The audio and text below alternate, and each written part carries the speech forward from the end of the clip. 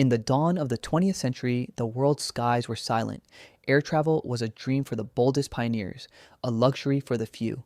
But there emerged a company that captured the imagination of an entire generation, a company that would become the face of American ambition, global travel, and corporate glamour. Pan American World Airways, known simply as Pan Am. At its peak in the 1960s, it flew to over 80 countries across 6 continents, symbolizing freedom, prestige, and modernity. Yet within a few decades, that empire would collapse, a victim of regulatory changes, debt, shifting markets, and grand ambitions turned brittle. This is the story of how Pan Am rose to dominate the skies, how it believed it could conquer the global travel age, and how it fell apart in plain sight.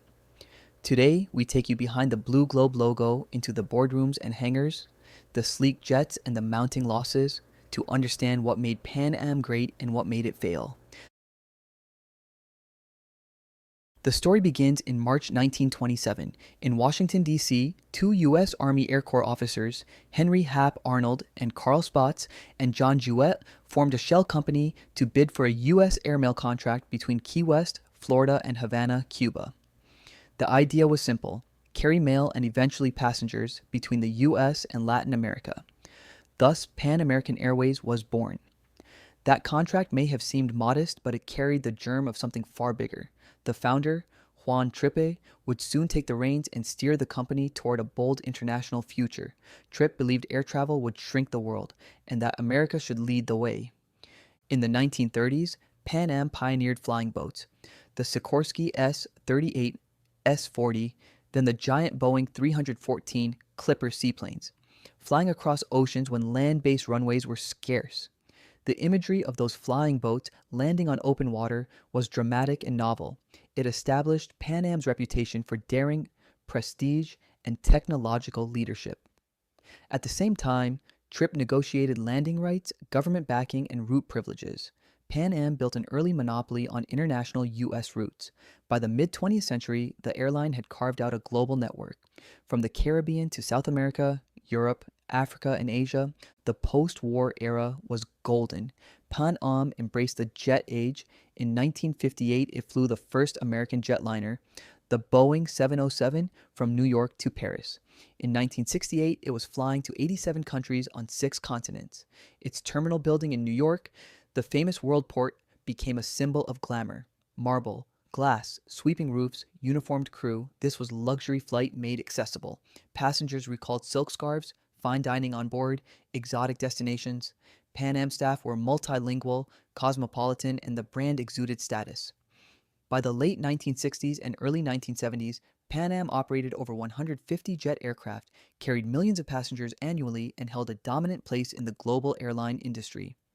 Pan Am's vision was bold, not just to carry passengers, but to build the world's airline. Trippe and his team believed that if America controlled international air travel, then the U.S. would project soft power globally. This translated into massive investments: new aircraft, new terminals, new worldwide routes. The company pioneered innovations as the first to install computerized reservation systems, Panama Key, in the 1960s, as well as call signs like Clipper and branding that resonated globally. That culture of "we are the world's airline" worked for decades because the global travel market was growing, competition limited, and regulation often protective. Yet beneath the glamour, there were warning signs.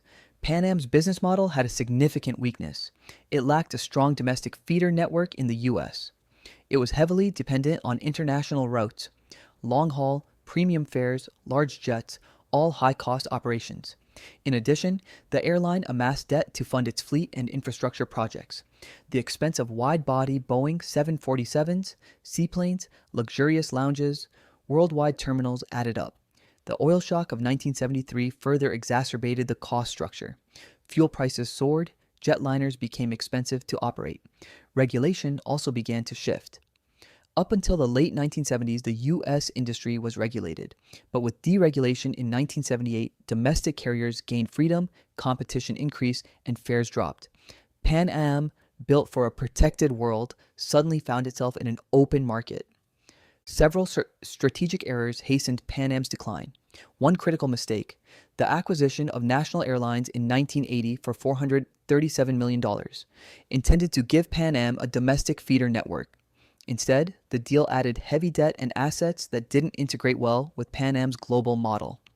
Another, Pan Am held on to its prestige and luxury model when the market was shifting toward cost efficiency. It invested in large, expensive 747s, long-haul routes, and elaborate terminals, even as many airlines were optimizing for cost. The 1973 oil crisis and subsequent economic downturn exposed how vulnerable Pan Am's cost structure was. By the 1980s, Pan Am faced mounting external pressures, escalating fuel prices, intense competition from nimble carriers, diminishing yield on international long-haul routes, and the loss of its effective monopoly status. In 1988 to 89, the company made a last-ditch attempt. A takeover bid for Northwest Airlines in 1989 for $2.7 billion. A bold move, but ultimately unsuccessful and costly.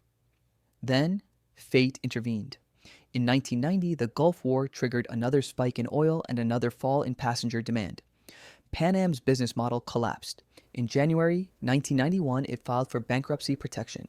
By December 4th, 1991, it ceased operations. As the creditor committee met in December, Pan Am was losing roughly $3 million per day.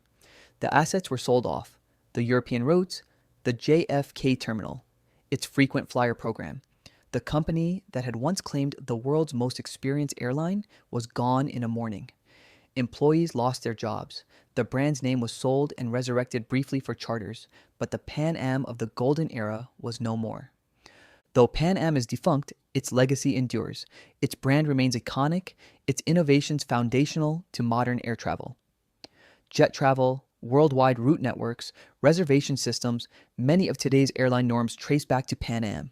The company's terminals, the Clipper planes, the uniforms, they are remembered in films, in pop culture, as symbols of a glamorous age of travel.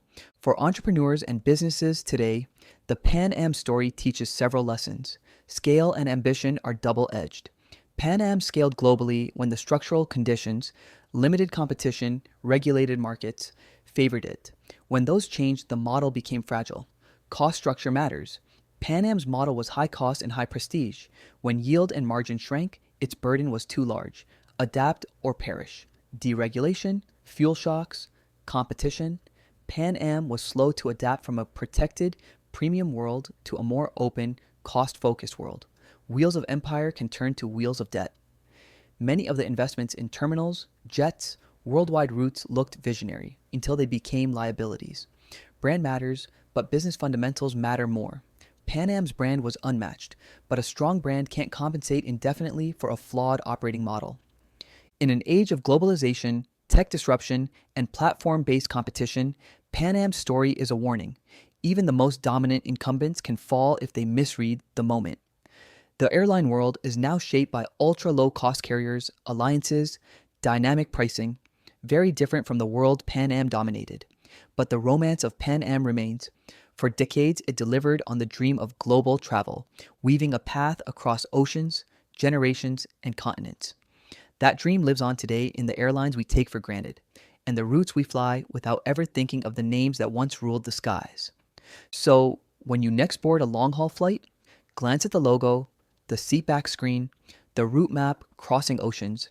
Remember that we are living in the aftermath of an empire that spanned the world, touched by history, built by vision, and undone by change. Pan Am's story is more than an airline's rise and fall. It is a lesson in ambition, disruption, dominance, decline. It is the story of what's possible when a business dares to reshape the world, and what happens when the world refuses to stay shaped that way. Thanks for watching.